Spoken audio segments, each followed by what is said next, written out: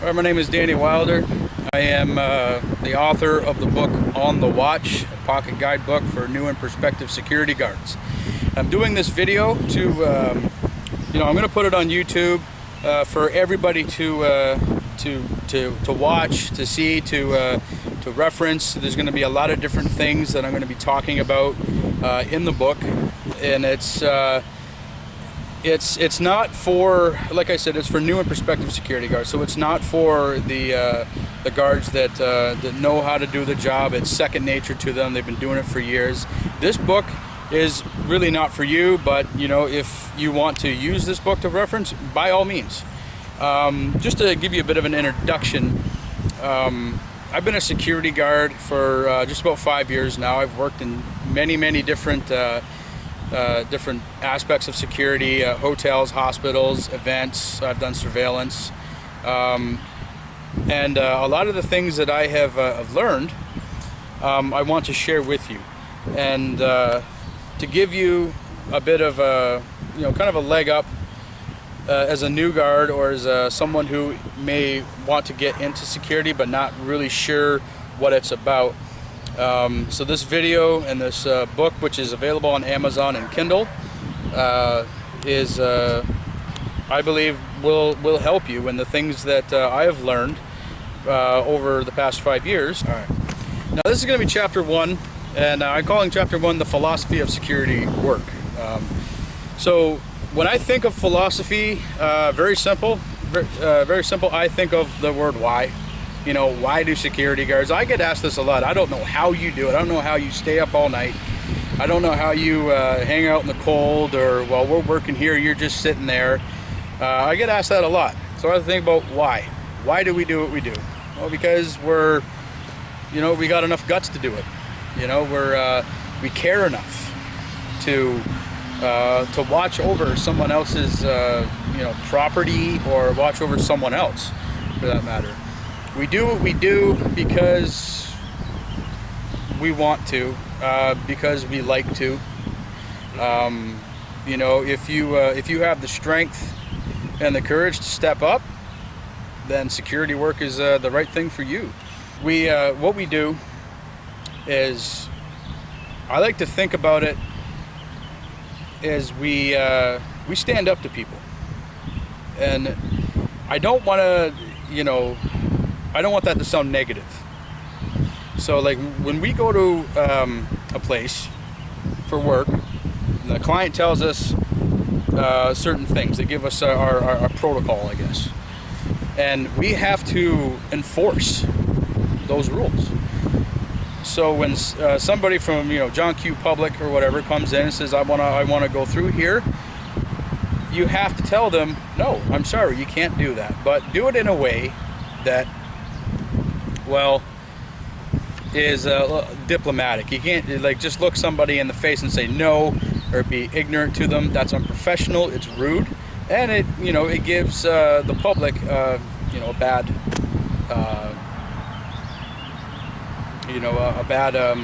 image of us. So always have the philosophy in mind that you're strong enough to do this, but you're also humble enough to get people to... Chapter 2 is about uniform and appearance. Now this is very important. Your appearance when coming onto the job site, you should have, if you have a vest like me, you make sure there's wear and tear on it. Make sure that there's you're not spilling spaghetti sauce all over and coming to work with it on. Keep your shirts good and tidy, nice and clean. Haircut, have a haircut. Don't just let it all grow out and looking all weird. Clean shaven. You can have a little bit of stubble for the guys, but make sure that you don't look sloppy. For the ladies, keep your hair looking professional. I don't tell women how to dress or how to look, but look professional. That's all I'm going to say about that. You don't want the client looking at you and just thinking, what did I just hire for the weekend? Like, this person I've hired to protect my company, my interests, and so forth. So you want to look the part. You want to look professional, neat, and want to look like somebody who's actually come there to work and you know, do a good job. This is extremely important because when you put on the uniform, you're not only representing yourself, you're representing your employer. And you want your employer to be impressed with you. Because if your employer is not impressed with you, then you get fired. Or, you know, or you get sent off to some place you just don't want to be. So your appearance is extremely important, and I want to stress that heavily with you, because if the client thinks you're unprofessional and you just look like garbage, then find another job. Okay, chapter 3 is all about patrolling. Now, patrolling is an important job description for a security guard. Often, when even if you're on like a site where you just have to sit there, watch equipment or something, it's a good idea to patrol, because if someone is casing your site and they sit there, they wait for 3 or 4 hours, and okay, this guy's just sitting in his car not doing nothing, probably asleep, which is not a good idea, and I'm going to cover that later. But it's good to just take a look around, see if anything's different. If you hear a noise, get up, get out of your car, and check it out. Even if you don't think that it's important, it's probably nothing. Go check it out. And when you're on other sites like hospitals, fairs, hotels, or you might be doing bylaw or something like that, you're out in the public, it's good to greet people with a smile. Your client, the people that you interact with, especially at places like a hotel where the business is run on a principle of hospitality. You don't want to be some grouchy security guard walking around with a frown on your face. Put a smile on your face, greet people with courtesy, and treat them as you would want to be treated. Having said that, patrolling, it's not just all about greeting people. You're looking for stuff. You're looking for is there any altercations going on, any yelling, screaming, stuff like that, or like in a fair setting, or maybe even at hotels or hospitals. But if even if you're on like a real out of nowhere site, out somewhere out in the country, there's nobody around, you definitely want to be looking for those things and listening for those things. Be investigative. That's the one thing that I feel is important in patrolling, is you want to investigate. You don't have to be like, with the super sleuth, but investigate what's going on in your site at the present moment. If you hear a noise, check it out. If you think you see somebody and you're not sure it was somebody, check it out. If something looks out of place, check it out. If something looks like it's not in its proper place and it was before, definitely check it out. These are all really important things that that you need to remember in patrolling. It's simple. A lot of it's just common sense, and if you can use even a little bit of common sense when you're patrolling, you'll do fine, and you'll do a great job. The client will be impressed. Your boss will be impressed. They'll send you there again, get you hours, get you money, and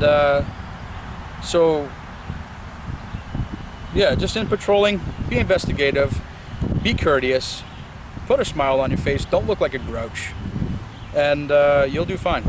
To get people to comply to the policies that you have been entrusted with. So why do we do this? It's because we want to, we're brave enough, and we have that inner courage to do what is necessary. Now, having said all that, I need to remind everybody watching this video and who is a new security guard, a prospective security guard, and even an experienced one, is that you are not a police officer, so do not act like one. You're a security guard, you're not law enforcement. So don't give people the impression that that you're you're somebody that can get them into a lot of trouble. You know, if someone physically assaults you, if someone starts vandalizing property, call the police. Don't try to be the police. I cannot stress this enough. I've trained many security guards, and I always stress that with them. You're not a cop, you're a security guard. Act like a security guard. Okay, chapter 4 is all about staying awake and alert. Now, this is probably the bane of a lot of security guards, existence. You're working, you get 2 or 3 hours sleep, you go work a 12-hour shift out in the middle of nowhere, you're bored, you're sitting in your car, and you start doing this. And you're like, oh my gosh, this sucks, because if I get caught asleep, I'm going to get in trouble. Well, I'm going to tell you a few things. You're going to get more than in trouble.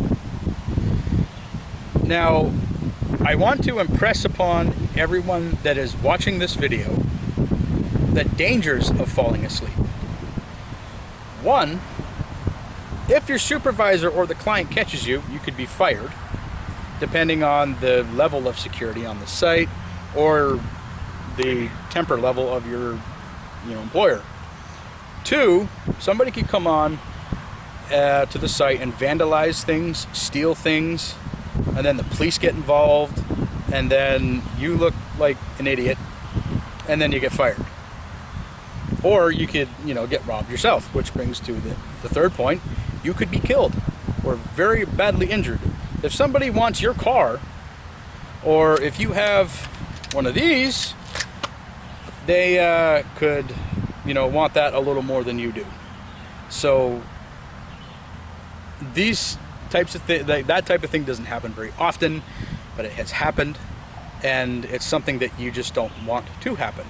So here are some tips and tricks to keep yourself alert, awake on the job site when you just want to go to sleep. First thing is you want to bring food with you. You want to bring some liquids. If you're on a site where that's you can't just go and buy something, or if you're running you're running late, you didn't have time to make yourself a lunch, that could bring you into a bit of a problem. So you want to plan ahead. Bring fruits, vegetables, foods that will get your energy up. If you're a coffee drinker, okay, I would not recommend you bring a whole great big thermos of something like that, something that's a stimulant, because over time you're going to be all over the place. So in moderation, if you want to bring a pop, caffeinated pop, something like that, if that's your thing. Another thing is that it's 3 a.m. You're starting to head nod. Get up and walk around. Okay, maybe you did your patrol a half hour ago. Who cares? Do another patrol. A lot of things can happen in a half hour. When it's cold, always this is so important. Don't just wear your pants, your shirt, and a coat. When it gets cold, especially here in Canada, it's getting to be like 25 below, 30 below Celsius, even lower. The cold will tire you out more, and I've seen it happen to guards where they just pass out and get in trouble. So my suggestion is, and I'm sure everyone else will agree, is dress in layers. Wear some long johns underneath your pants. Ask your employer if he hasn't already given to you already. Get a sweater with the company logo on it, and with your shirt underneath and your coat. If you have one of these Kevlar vests, these will actually offer a great deal of warmth. It doesn't go on my arms, but this it will. There's a thing inside here that will soak up sweat, and this is also a very good layer. Even throwing a sweater over top of this, it's good. Wear 2 pairs of socks, wear a toque. If you don't have one with the company logo on it, there's a You know, just wear like a black toque. Gloves, get the thin slate gloves with the liner, the warm liners. Get your hand warmers. Another thing is that at you know, department stores, you can buy those adapters that you can plug into your car, and it's got the plug-in with a USB. And if you get an area heater, if you know, you're comfortable enough running it off your car, plug that area heater in so you're not wasting your gas, because you're going to waste a lot of gas when it's 35 below Celsius, and even colder with the wind chill. And all you got to do is set it up on the dash. You're nice and cozy for the night. You know, those are some tips that I have done to keep me awake and alert, because I'm also susceptible to falling asleep at early or late at night with no sleep or very little sleep. You know, I'm not you know, just wired all the time. I have to do these things all the time to keep me awake, so that I have a job at the end of the day. So I hope that these things will help you understand what you can do as a security guard to be alert and awake on the job. Now, chapter 5 is all about what kind of equipment or gear you should be having. You know, first things first. You know, besides, you know, the importance of your uniform, you should have a pen and a notepad. You know, pretty much anything can do. A lot of security guards will buy this this type of notepad. You can get it from your employer, or you can get it online on the security tactical sites. It's just it's really like a police notepad, and that's fine. And it has a lot of information in the notepad that will help you if you need to arrest somebody, or you know, different information about how to do your job on a more technical scale. And the reason for this, having a pen and a notepad, is because anything that you witness a crime, you witness you know, damage to equipment or something like that, and anything that isn't written on that notepad is hearsay. And if there's a court matter involved, the judge is going to look and say, okay, well, why didn't the security guard write this down? Where's all this information? So if somebody wants to fight it, they may get off. So the notepad and the pen, very important. Another thing, flashlight. I don't have my flashlight on me right now. I keep it in the car. Obviously, use a flashlight to look in dark places. You know, so if you feel that somebody's over there in that dark spot, flash a light on them. Okay, there's somebody over there. I got to deal with this. Another handy tool, not really a tool, latex gloves. You know, I keep these on me just in case, because I work in hospitals. I work in other places where somebody might be drunk or otherwise intoxicated, and I don't want to get any bad things on my hands or on my body. So latex gloves, you don't have to, just depending on what you do or where you work, but they are a very effective thing to have on the workplace. Now, stuff like this. This is a actual ballistics vest. It's a Kevlar vest. It will stop a bullet ranging from a 22 caliber to a 44 Magnum. Now, your employer can provide these for you, or you can buy them yourself. They are generally expensive, ranging anywhere from like maybe $400 to maybe over $1,000 if you want the real tactical vest with all the pouches and all the, you know, the bells and whistles. This one here, about $500 that I paid for. The other things that you can have: set of handcuffs and a steel baton. I'm not going to retract it, but you just like that. 26 inches. And it's got this little thing on there. This thing is designed to hit people with, okay? So having said that, you have to be trained. You have to be properly trained by a certified professional if you're going to operate with the handcuffs and the baton, because the handcuffs also, they're restraints, but they're also can be used as a weapon. So if you got this cuff on one hand, the guy swings it around, catches you right in the face, it could rip your mouth, it could get you right in the eyes, or they could use it as a club. You know, you don't want one of these smacked across your head. So you have to be trained on how to utilize the handcuffs properly. The baton, also, I'm not going to get into it, but you have to be trained with this. Because if you're not, and you're caught walking around with this in uniform without the proper training, let's say the police find out about it, big trouble.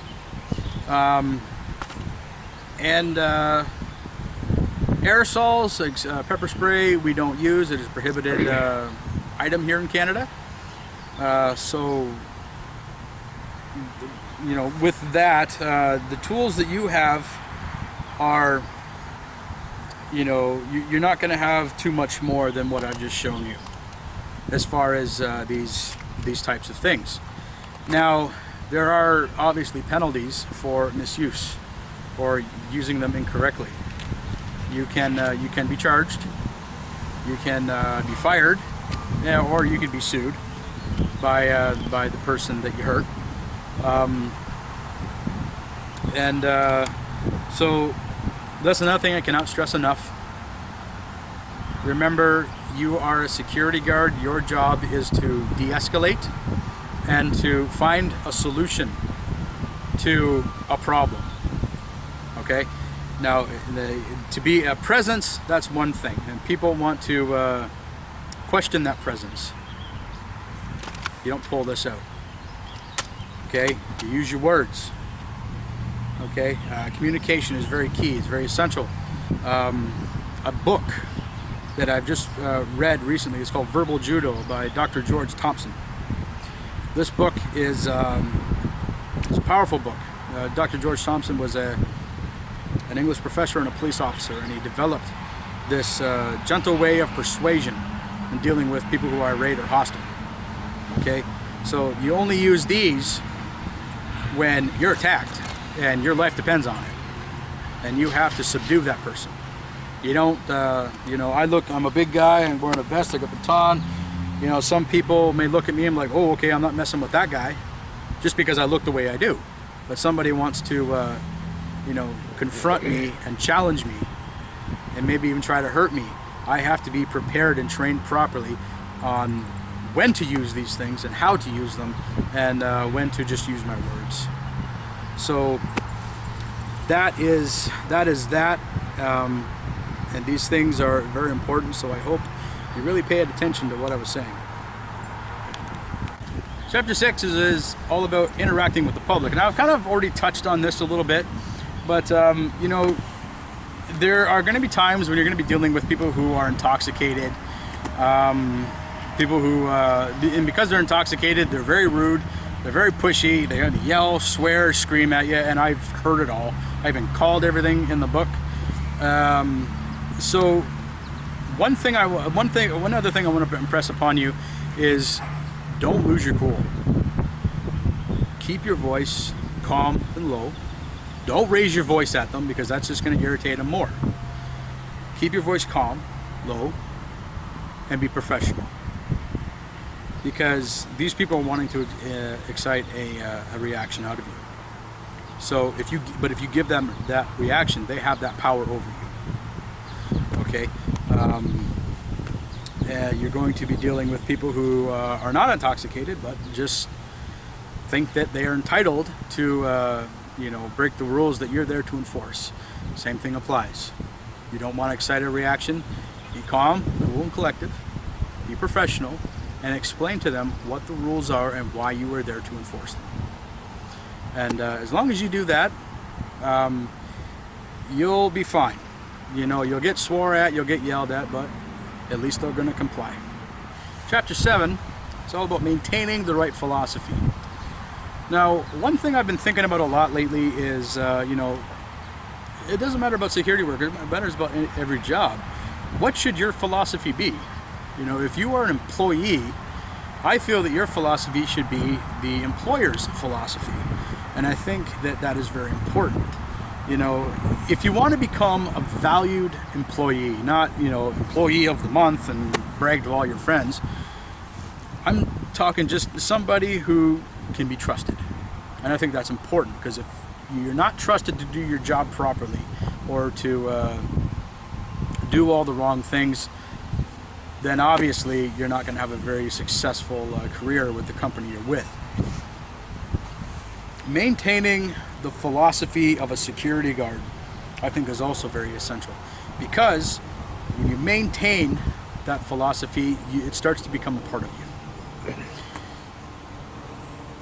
So, having said that, try to think about, you know, the company that you want to work for, the type of security you want to work for.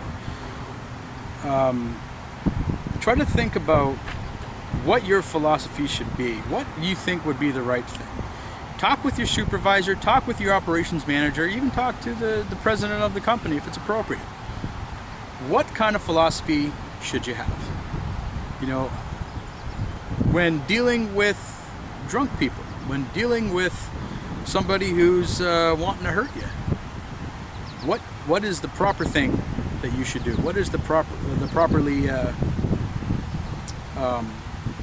way of thinking that you should have in that situation? Ask yourself, think about it, talk it over with your boss, talk it over with some coworkers, some more experienced coworkers. I'm sure they'll help you out. And so just to kind of reiterate, philosophy is very important, especially as a security guard, because you're dealing with a lot of things that need to be done correctly.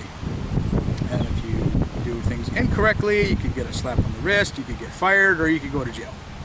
So really think about that. Now, chapter 8 is I want to talk a little bit about the type of practices that just a few of the practices that will make your job easier. One of them is getting to know your coworkers. You know, working with them, you know, talk to them, ask them questions, you know, shoot the breeze, that kind of thing. Getting to know your supervisor, you know, what he expects of you. So as you do that, you know, you get to know your coworkers, your leadership. You'll have, you know, in a sticky situation, they'll be right there. You know, as opposed to, yeah, I think he can deal with it, I'll be there in a minute. You know, so as you gain that respect from your coworkers, then things will get easier. Another thing I want to talk about is pass-along books. Some sites where you get like you're there 7 days a week and other guards work with you, leaving helpful information in a little pass-along book to pass on that information will also help you know, everybody that works there have an easier shift so that they know what to expect. Utilizing leadership, I think, is important, because, like, you know, if you feel that you're in a situation that you can't handle, it's 2 in the morning, you don't feel like you want to wake up your supervisor. If you're in a situation like that, call him. Don't be afraid of him waking him up. If you're in a bad situation, call him. If you're worried about your hours for the next week, don't call your supervisor, because he's not going to like you. And that's very important. You know, utilizing your supervisors properly. You know, if it can wait until 9 in the morning, call him at 9 in the morning. If you're in trouble, call your supervisor immediately, ask him advice or ask him for assistance. And, you know, in any sense, if you're in trouble, call the police as well. But there are certain situations that maybe the police don't need to be called. So ask supervisors, managers, of how you can utilize them properly and appropriately. Chapter 9 is all about report writing. Now I want to talk about your shift end report. Very basic, simple stuff. Your shift end report should show your work ethic. Okay, so when you get there, you sign it, you date it, you put your security license number on it, and then you give your arrival times, your departure times, your patrol times, your anything out of the ordinary, any activity you put on your report. If for any reason there's a lot of activity, you can go to, like, you know, 2 pages on your report, but keep it to 1. And only, like I said, only put pertinent information on the report. The client does not want to read your life story. No more than 2 pages. If there's a lot of activity, you know, use your discretion, but no more than 1 to 2 pages on your report. keep it simple and keep it legible. Incident reports. Now, your incident report is, much like your shift end report. Utilize the same thing: date, time, and whatever. But you want to. This report is only for an incident that may have happened. Be very simple. Be very clear and concise, because this may go to court. Be very observant when you're writing, like before you're writing the report. Observe what's going on. What the person looked like, what they were wearing, what happened. Write it all down, and but leave out the fluff. Okay, and report writing is very, very easy. You don't want to make it so long and drawn out where anybody that reading it is just going to get bored with it. They want to know what's going on, and just write what's going on. That's it.